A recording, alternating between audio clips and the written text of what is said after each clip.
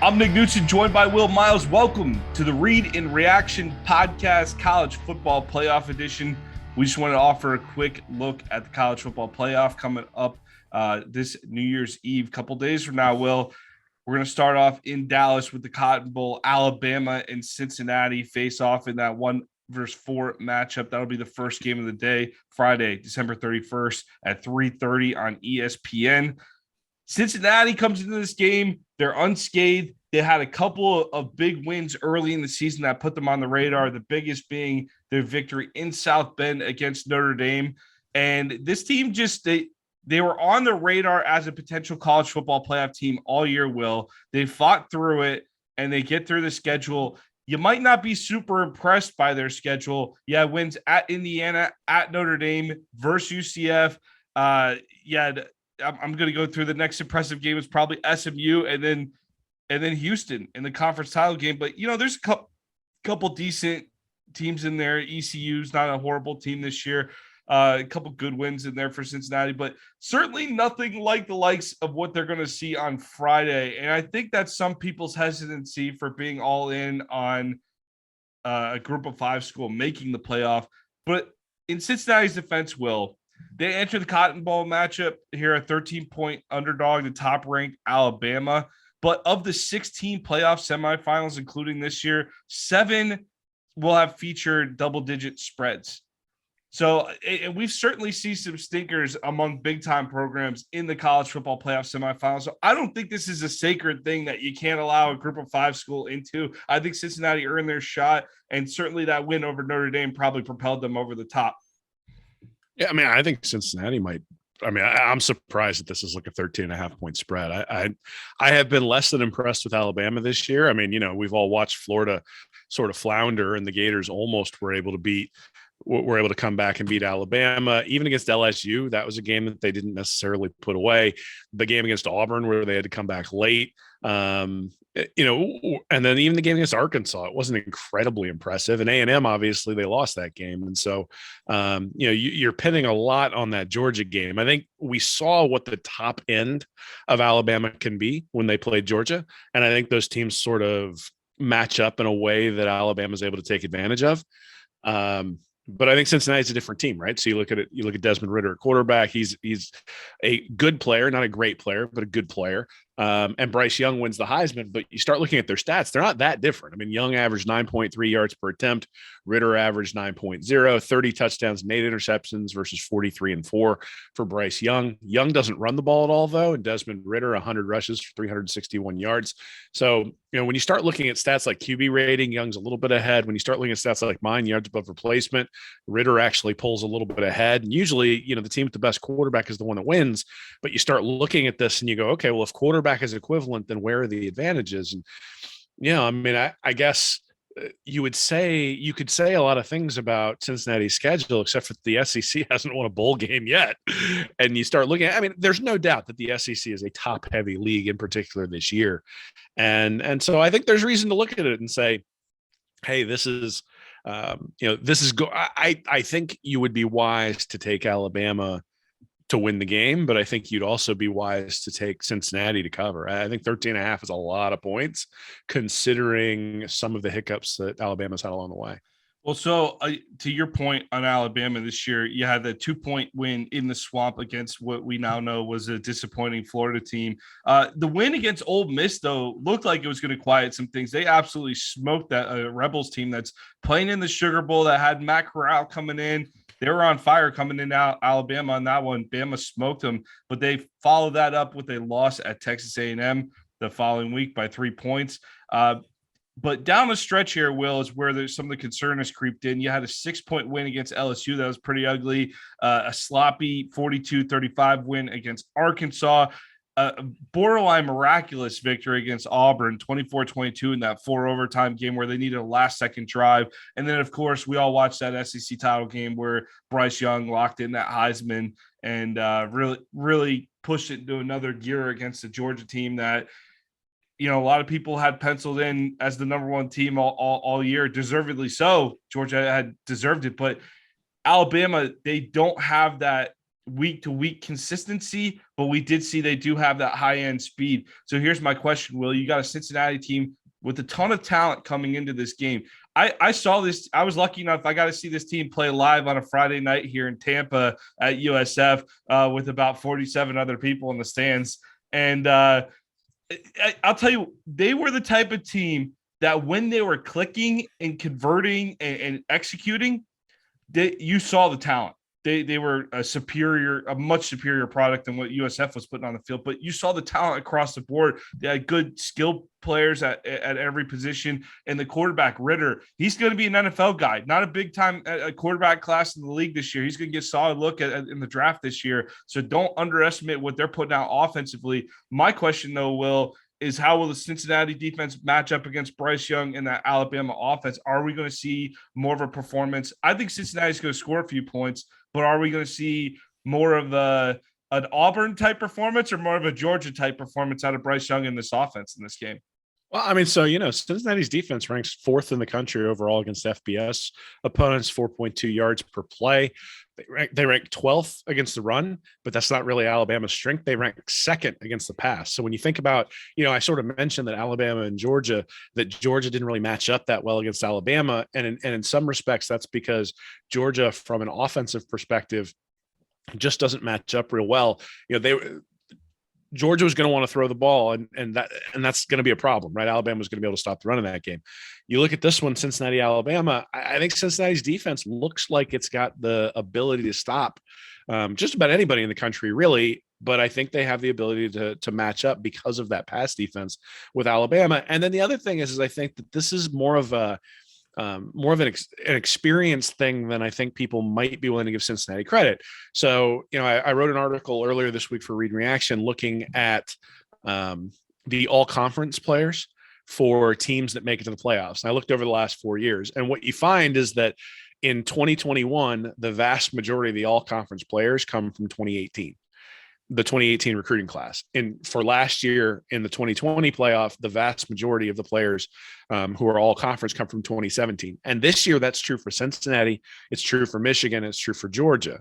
It's not true for Alabama. Alabama only has one guy from 2018 who made the all conference, the all SEC team. They've got 5 from 2019 out of their total 10. You look at Cincinnati, they've got 5 from 2018, then also 3 from 2017 and 2 from 2016. So there's a lot of experience on this Cincinnati team, and the Alabama team is young. And we talked, you just talked about sort of the ups and downs that Alabama's experienced. Well, that's what happens when you have young players. Mm-hmm. It so happens that they're very skilled players, and so they've been able to cobble together a 12-1 season. I mean, good Lord, I'd kill for a 12-1 season. Together. But this Alabama team, no one is mistaking this Alabama team for the Alabama team of last year.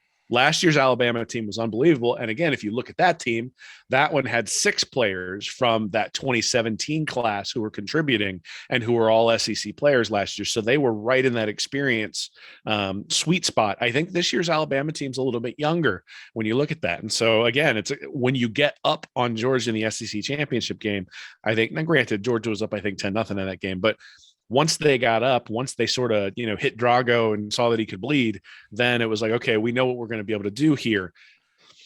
I think Alabama should be the favorite, right? I think, like I said, I think you should pick Alabama to win, but I think picking Alabama to win by 2 touchdowns isn't really giving Cincinnati credit for the experience that they have or the skill that they have. And that experience gap, I think, makes a difference, right? And if you look, if you look at Georgia, they're much more tilted towards 2018, 2019, 2020 in terms of the guys who are in their all SEC team.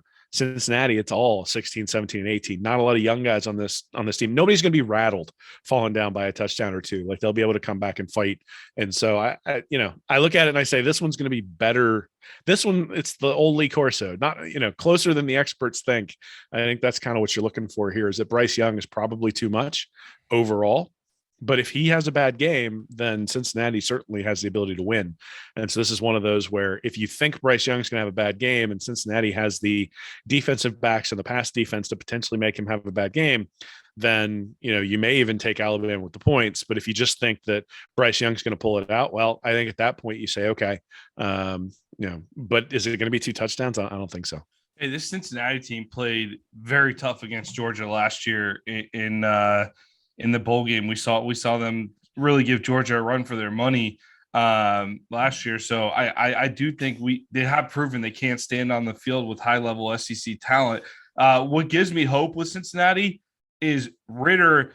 Bryce Young might be the more talented quarterback, but it ain't by much. I think Ritter's going to have the NFL draft profile. He's going to be drafted very likely. I think he has a chance to really explode onto the scene and improve his draft status, obviously, throughout if he plays well in this playoff game, obviously, here. But you look at Jerome Ford, the running back who was a transfer from Alabama. I know he said this week, Ford's like, stop calling me the Alabama transfer. I'm a Cincinnati Bearcat. Tampa Armwood, Will. We let a guy get out of Tampa, go to Bama, ends up at Cincinnati. We let everybody out of Tampa and go to Bama the last 10 years. Yeah, five games this season of over 100 yards rushing, including a couple games where he's up around 150. 3 games about over 150. So Ford has been he's 5'11", 220, powerful back. He's been a key piece to this Cincinnati offense. If you get him going, where you can control the game a little bit, and Ritter comes out and plays a solid game. I think this is a much better matchup than when we saw Alabama Notre Dame last year. I think this is a much closer matchup than that. Right, well, I mean, if you look at win percentage added, where you're looking at essentially the expected points added and what would happen if you replayed the game, who would win the game. Mm-hmm. Florida should have won the game against Alabama. They had a 91% chance of winning that game. And that's Texas based on the final stats, correct? Based on the final stats, so turnovers and expected points added and things like that. If they replayed it and had those exact same stats, that historically Florida wins that game 91% of the time. A&M wins that game 90% of the time. And then the Arkansas game, the stats actually point towards an Arkansas win in that one, where Arkansas should have won that 60% of the time. Surprisingly, Auburn's actually in the Alabama favor because Alabama turned the ball over a bunch and got into the red zone, couldn't convert, and all sorts of different things that sort of made that one closer than it should have been. But if you take all the percentages from each of those games and multiply them together, which is essentially saying, what's the odds that Alabama would be undefeated? It's 0.2%. And then if you say, okay, well, what if I take away the worst game that they had and multiply all those together, which gives you the probability they'd have a 1-loss season? It's 1.9%. Wow. So basically, the fact that Alabama is here is tied into a lot of luck. And that Auburn game says something about that. Good for them, though. They need a break. Alabama, it's a tradition-rich program. They used to win a lot of national titles when Bear Bryant was there. Good old little Alabama. They need those kind of breaks. Well, but if we look at good old little Cincinnati, the chances that they would go undefeated are like 2.5%. But the chances they'd have one loss through that schedule is like 26%. So I think that even, people will harp at Cincinnati's schedule, but from the standpoint of who they've had to play and how they've played them, they've played their opponents better than Alabama has played its opponents. And if you factor in the fact that other than Georgia, who has Alabama really played, who's an excellent SEC team? I mean, you mentioned Ole Miss, Florida, maybe. LSU, not really. Auburn, not really. Arkansas, not really. Like Tennessee is maybe the best team that they've played in the last 2 months, other than Georgia. So they clearly have the gear, right? I mean, if Alabama shows up in top gear, then I think Cincinnati's in trouble. But one of the problems that Alabama has is that they're going to struggle to show up in top gear because they only have one offensive lineman who made the All SEC team. And so that has a role, right? Evan Neal makes it at the offensive line, and everywhere else has been sort of a game of musical chairs. And they finally kind of settled on an offensive line against Georgia, but it's not as though Bryce Young wasn't getting hit in that game against Georgia. He just played great, and they were able to take advantage of a secondary at Georgia that really didn't play very well. We'll see. I mean, is this the start of Bryce Young sort of coming into his own? I mean, obviously the guy won the Heisman, so it's kind of hard to say that coming into his own, but is this the start of him being a more consistent player to where the rest of the team sort of follows him? Or was that an outlier and they're going to kind of go back to what they were beforehand, which is Bryce Young playing very, very well, but a defense that is not as good as the other defenses that are in this playoff? I mean, again, look at Alabama, they're 80th in yards per rush allowed against FBS opponents. They're 11th overall, so they've been very good against the pass. But against the run, you can run the ball in Alabama. And same thing, or I'm sorry, they're 80th in running the ball. So they haven't been able to run the ball. So they're one dimensional. They're just throwing the ball. And then if you look at the defensive side, they're excellent against the run. So they're 2.6 yards per rush. That's second in the country, but they're not real great against the pass. So they're 34th against the pass on defense. So I guess my point is that if you can stop Alabama's run and make them one dimensional, you have an opportunity to take advantage of that pass defense that Cincinnati has. And if you have the ability to pass, and Ritter is somebody who has that ability, then you might be able to take advantage of some of the weaknesses that a guy like Stetson Bennett wasn't able to take advantage of when Georgia played Alabama. That's the thing. You're getting, I think you're getting a better quarterback in this game. And really, that's not any disrespect to Stetson Bennett. I also think that we've seen him struggle to achieve at an elite level here. And I think you look at someone like Bryce Young, who can look average in some spots, he steps up in that big moment, right? When you put him up against the biggest competition. Will, how many yards rushing did Bryce Young have on the season, though? He had 71 attempts. 31 yards. 31 yards rushing. How many yards rushing did he have against Georgia? I don't know, like 25, 30? I'm pretty sure. Here, one sec here. I'm sorry. My thing's loading. My thing's loading. He had 40. I wanted to double check to make sure I was right. But he had 40 yards rushing against Georgia. I did see him have more of a willingness to tuck it and run in different situations against Georgia than I've seen in the rest of the year. I think throughout their playoff run, if he embraces that and runs a little more, even though I think he only had a few, he didn't have it's not like he had 10 carries or anything like that. He just ran a couple times when it was open and available. He ran for the touchdown. Yeah. So, I mean, that's if he kind of embraces his ability to scramble a little bit, I think they're going to be a very tough unit to stop still on that offensive side. And again, when we're talking about Ritter and Ford, we're talking about Cincinnati having to play a great game to keep up with Bama. I understand why it's a 13-point spread. I like to think that Cincinnati's going to hang in and hopefully it'll at least be a competitive first half here. But I'll tell you what, Will, roll tide all the way in this one for me, because I do not want Georgia having a potential of facing Cincinnati for a national title a couple Mondays from now. Well, now you're giving Georgia the win over Michigan already. I'm not. I didn't. I said don't even want it to be a chance. I don't want there to be a chance. So we got it. I want the toughest road possible for Georgia, and I still think that's Alabama. Well, so what's going to happen is that Georgia's going to get COVID in the week between the playoff and the championship game, between the semifinal and the final, and then they'll pull a UCF or a Central Florida and claim the national championship even after they have to forfeit because of the rules that they passed. I don't even want to think about it. But speaking of those Georgia Bulldogs, I think that covers the Cotton Bowl pretty well. Let's move on to the Orange Bowl. Georgia versus Michigan, the primetime game, Friday night, New Year's Eve, 7:30 p.m. Hey, these are two schools with a ton of tradition on paper, but Georgia has not won a national title since 1980, as anybody wearing orange and blue will be happy to remind you. And it came brutally close, obviously, in that 2017 season, losing on that final play in overtime against Bama. Michigan hasn't won a national championship since 1997 when they split with Nebraska. And I'll tell you what, Will, they haven't really been close since. There hasn't been Michigan teams that are really pushing the brink like this, mostly in part because they've struggled very much with Ohio State over the last 2 decades. But Harbaugh gets the biggest win of his career against the Buckeyes. Michigan handles them thoroughly. I watched that game, and I'll tell you what, Michigan kicked their butts, dude. It wasn't even close. It was dominance on the ground. It was similar to Alabama, Georgia, to tell you the truth, except more on the ground. What's interesting about this matchup, though, is these are two teams that are very much about we're going to out physical you and we're going to do it on the ground. And I think this Michigan offense in their running game going against this Georgia defense, I think that matches up very well for Georgia. But Michigan looks at it and goes, hey, that's our strength too. So I think this is going to be power versus power colliding. And I think that Michigan defense, they're not slouches on that side of the ball. That's going to be another tough challenge for Stetson Bennett to see if he's going to get up and be able to answer the bell in a crucial situation against top-notch competition. Yeah. So, I mean, again, I think nobody's there. None of these teams are slouches. So Michigan's 13th overall in offense and yards per play. Georgia's fourth.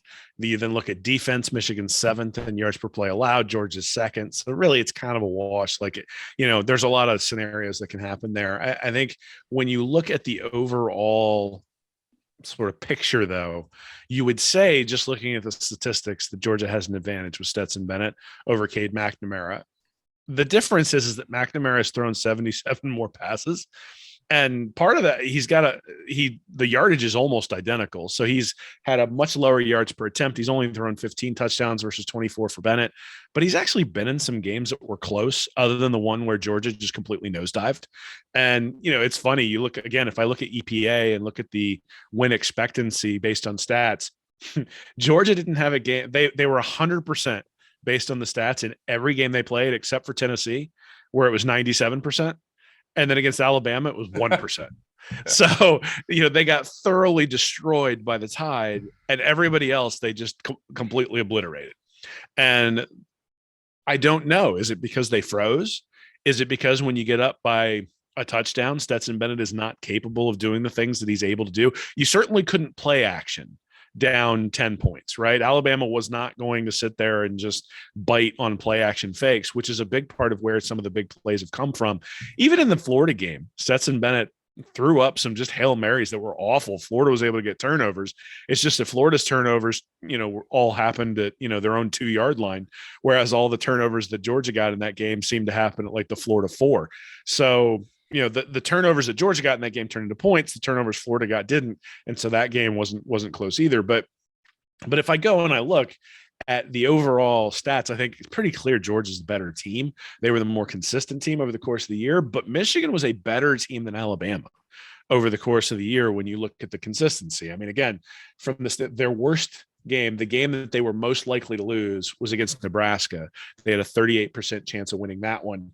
And then the next highest was 70% against Michigan State. They should have won that game. They were up big on Michigan State. Michigan State came roaring back. And then 79% against Rutgers.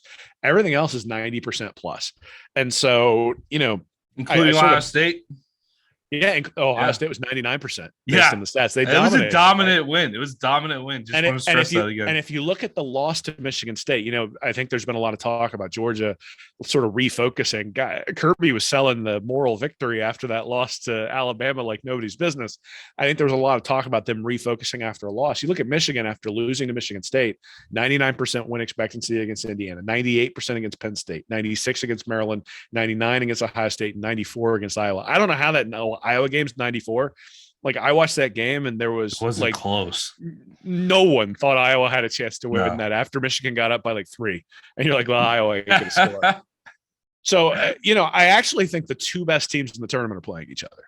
Like that's what I really think right now, is that these are probably the two best teams. Again, I think Alabama might have a higher top gear because of who they have at quarterback, but I think overall teams, Michigan is probably a better team. And if I go back to the all SEC stuff, there are the all conference stuff that I was talking about earlier. Again, the experience, it's much more evenly distributed for Michigan. They have 15 guys on the all Big Ten team, but 2 from the 2016 class, 2 from the 17 class, and 5 from the 18 class, and then 3 from the 19 class. So they are not relying heavily on the 2020 and 2021 classes, except for a couple of 5-star guys who are contributing. Georgia, most of their guys are coming from the 18, 19, and 20 classes. Now, 5 of those are from the 18, so they do have quite a bit of experience on the team. But when you think about, like, are they going to be able to intimidate Michigan? Is Michigan going to? I mean, Michigan went 2-5, 2-4, whatever it was last year in that abbreviated Big Ten year. These guys have all sort of gone through that crap. I can't imagine they're going to be intimidated in the game here. Again, Michigan from an offensive line perspective. Hold on, guys. Let me address that real quick. The intimidation for the Michigan football team rested solely in scarlet and gray and getting over that Ohio State hump. I saw what I needed to see against Iowa. I know Iowa, not a great team this year, not a terrible team either, but to beat them so soundly, to follow up that Ohio State game, this is an offense that's figured it out this year. Josh Gaddis came up to Michigan from Alabama a few years ago, and they struggled to find an identity between McNamara and I think they used J.J. McCarthy. He's a 5-star freshman quarterback out of IMG.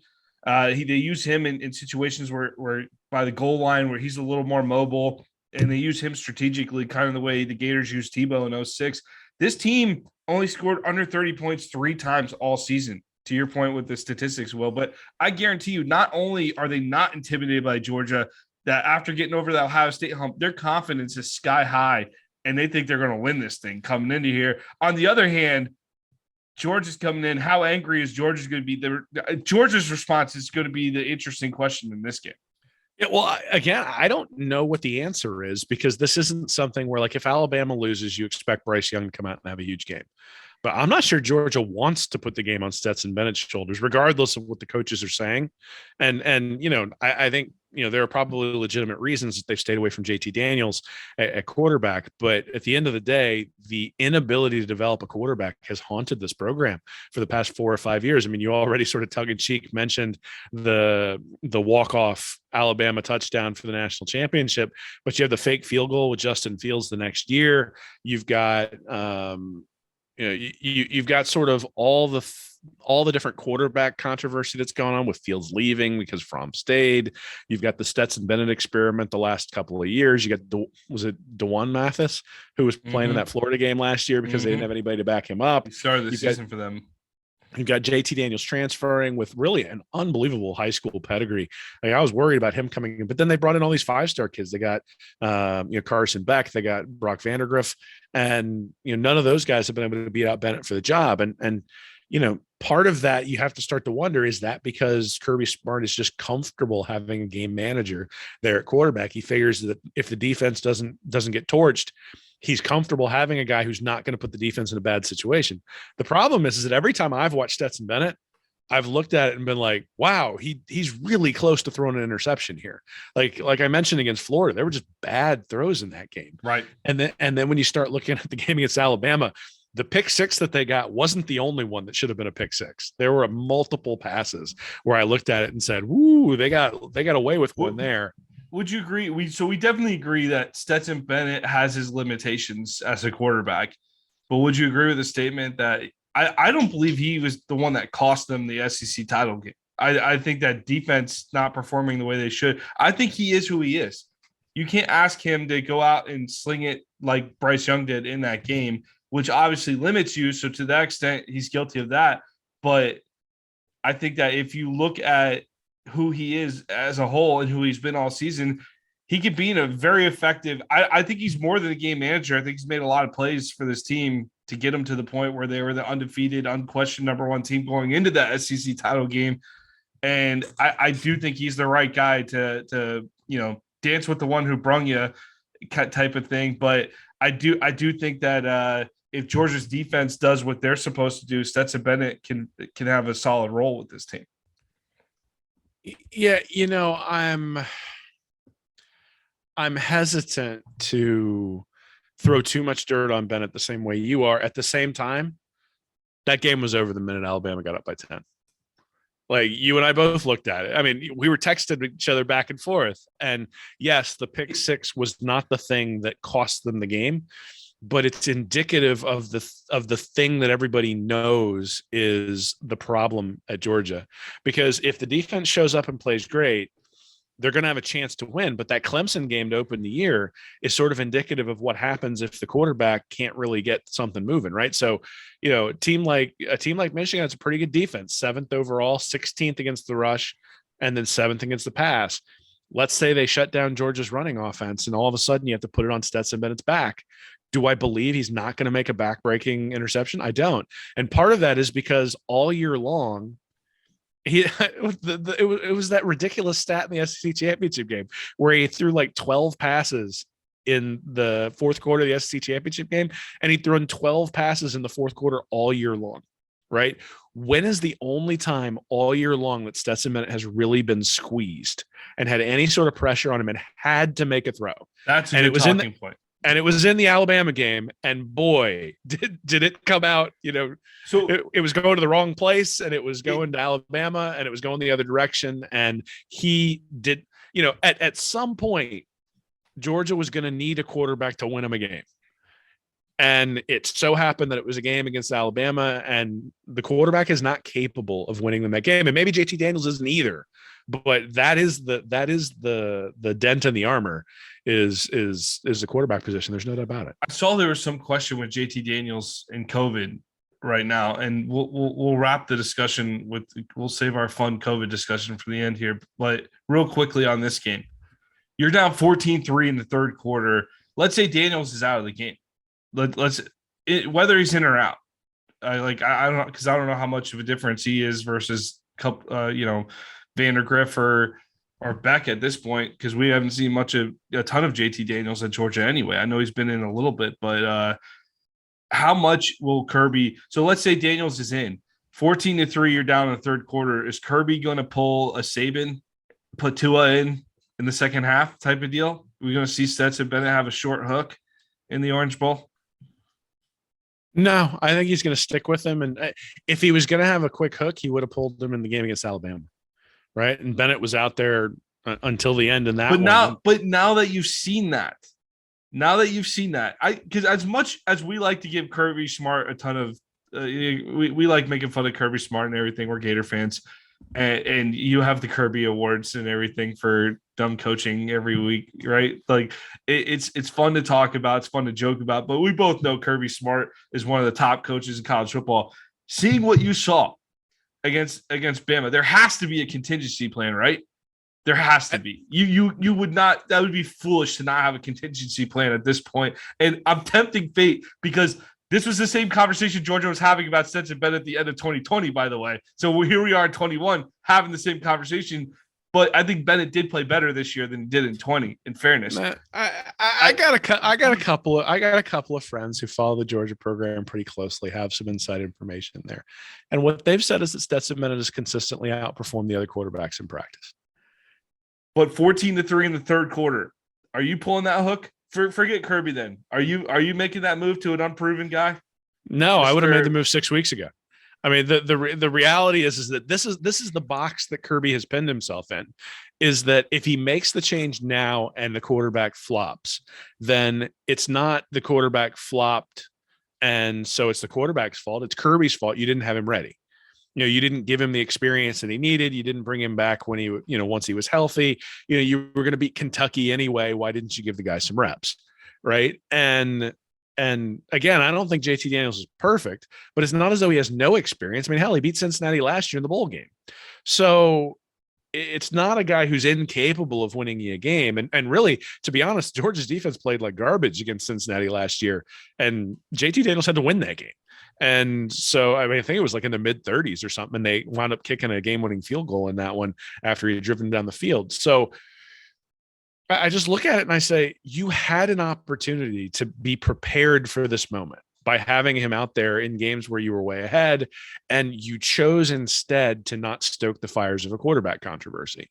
Well, now you got to live with that decision. And if you're going to stoke the fires of a quarterback controversy with 6 minutes left in the third quarter when you're down by 11, then let me put some money on Michigan right now, because that's rough. Now, one thing I do think is that look at the Tua decision, though. Putting Tua in against Georgia was absolutely insane, right? He didn't play a lot that season. He didn't have a lot of garbage time, and Saban had the guts to do that, and it ended up looking brilliant. But Tua was also a generational quarterback. You might not. Tua also threw an interception when he first came in too, which is something that people forget, right? And he took that sack that made it second and 26 that forced that throw. Yeah, well, so I think there's some good and some bad when you bring somebody in there. The question, and I think Alabama got lucky, right? I mean, I think at the end of the day, Alabama got lucky in many ways in that game. And the next year when they brought in Jalen Hurts, they got lucky in some respects that Hurts had stayed and all that sort of stuff, which, like you said earlier, it's great that Alabama was able to catch a couple of breaks. It seems like a solid theme of this podcast right now. Look, man, here's what I think. I think Georgia is clearly the best team in the country. I think it's pretty clear. I think Georgia, though, seems to tighten up in big games when things get close. And the minute Alabama punched them in the mouth, they folded. And so if Michigan hits them in the mouth, they're going to be tested, and they're going to have to decide, there's going to be a point in this game where they have to decide, are we going to fold, or are we going to put our head down and actually run the ball and be the team that we have been all year long? And that, to me, like, whoever the quarterback is, clearly JT Daniels hasn't differentiated himself in practice, because otherwise they would have put him in. They're sticking with Stetson Bennett because he's getting him the right checks. He's making the right decisions. It kind of sounds a lot like Dan Mullen this year with Emory Jones. But, at the end of the day, you've decided to ride with him. But your identity has to be running the ball. Your identity has to be running the ball in defense. Now, the problem is that the minute you give up 75-yard, crossing routes to Jamison Williams, well, now saying defense and running the ball is an issue. And I think if you look at that game, Stetson Bennett threw the ball way too many times. Like, they need him to throw the ball 21, 22 times to win. And the good news for them is that Michigan likely is going to struggle to move the ball against their defense, because Michigan is not set up the same way Alabama is to exploit the things on Georgia's defense that are, I was going to say that. Yep. That are exploitable. So, yeah. And then the other thing is, you do have Darth Saban coming into that final game, assuming they get past Cincinnati. And one, it would be sort of poetic to Georgia fans, at least, if Kirby's able to overcome Saban for the championship. And then it would be glorious for all Georgia haters if Saban was able to stick it to Kirby twice in 1 year and prevent the 1980 chance from dying out, which, by the way, book's available. What's that book, Will? 1,980 reasons to root for the Georgia Bulldogs. It's completely empty on the inside, just like the trophy case. Let's keep that book going another year. Hey, the difference with this Michigan team, you mentioned it, they're not built like Bama at all. So if they fall down 10-0 early like Bama did, you're still going to be leaning on Blake Corum and Hassan Haskins, that running game. Those are your two big guys in the backfield. I think Georgia's built to stop Michigan much better than they were to stop Bama. So I think Georgia, it's a better matchup for Georgia, but it'll be fascinating to see how that unfolds. If Georgia starts fast in this one, I think that would be very ideal for the Bulldogs, because Michigan's going to have a much tougher time playing from behind. But like I said, if it's the type of thing where it's 14-3 in the third quarter, man, Georgia, it's going to get tight. It's going to get tight for those Georgia fans, and Kirby's going to have to make a decision that could be very interesting in that third quarter. But we'll see how it goes. I'm with you. I tend to think we're going to see an all SEC matchup in the final, but I think this Michigan-Georgia game could be a very good one. I'm looking forward to it. So all in all, we think Cincinnati probably covering the spread, closer than the experts think, as Lee Corso likes to say. Michigan, Georgia, two great teams going at it. So I will say playoff on Friday night. I will say right now, I think Georgia is the better team. I think Michigan wins. I hope so, man. I do too, but it's honestly a coin flip game. I honestly look at that as a coin flip game if you play it. Well, so the thing that makes me think that is that when you look back, so we talked about the game at Iowa where Michigan averaged 6.2 yards per rush and ran the ball 34 times. They averaged 7.2 yards per rush against Ohio State and ran the ball 41 times. They only averaged 4.3 yards per rush on the road against Maryland, but they still ran it 35 times. They averaged 3.5 yards per rush against Penn State, but they ran it 41 times. They ran it 54 times against Northwestern. They ran it 34 against Michigan State, 38 against Indiana, 42 against Nebraska, 44 against Wisconsin, 38 against Rutgers, 48 against Northern Illinois, 56 against Washington, and 43 against Western Michigan. They know who they are.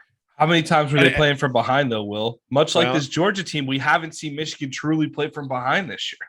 Well, but again, I go back and I look at it and I say, are you going to deviate from who you are? And they have not thus far deviated from who they are. And yes, I hear what you're saying, that they have not played from behind a lot, but the game against, but that's actually part of their plan, right? I mean, their plan is to play a close game. In fact, the one place where they deviated from that plan a little bit was Michigan State, the one loss. They threw the ball 48 times in that game. And they threw for 406 yards. So it's hard to sort of complain about it, but I think they know who they are. And the question that I have for Georgia is, on the offensive side of the ball, do you know who you are? When you need 3rd and 4, what do you do? And I think Alabama knows the answer to that question. They put the ball in Bryce Young's hands.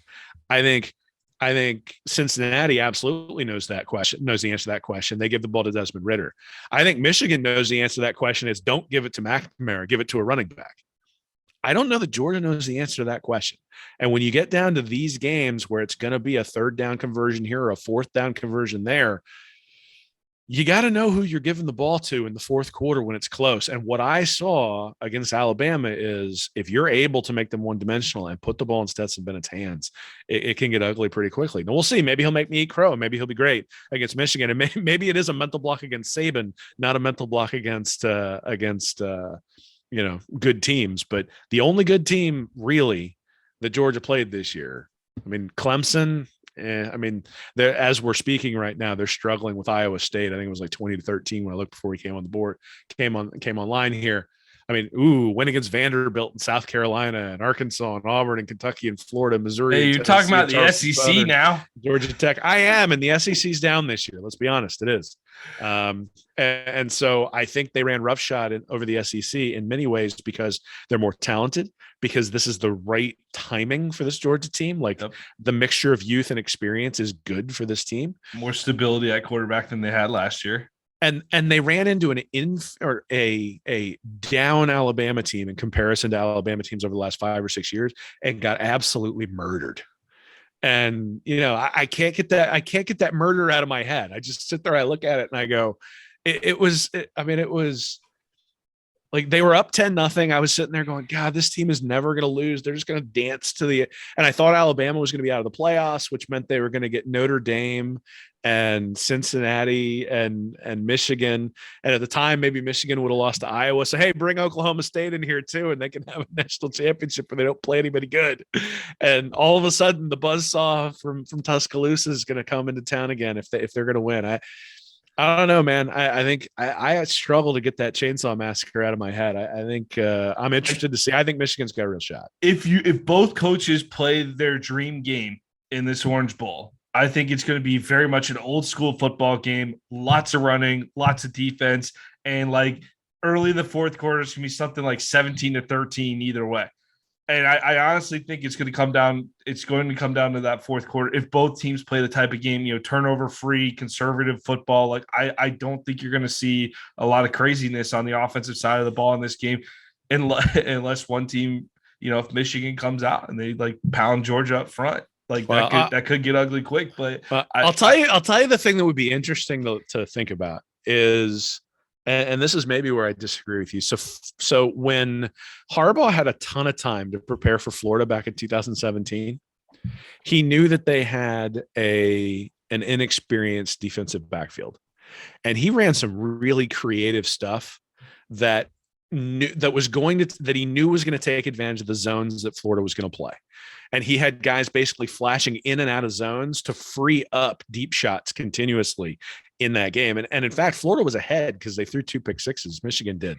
And so I think it was like 17-14 at the half or something like that. Florida was ahead.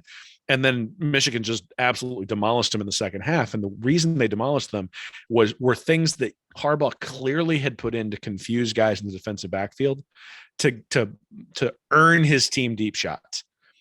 And that's sticking in my head a little bit too, because if you think about what Alabama was able to do against Georgia, I mean, Sign for Georgia looked like he didn't know what to do while he was on the field. He got taken advantage of multiple times by Alabama.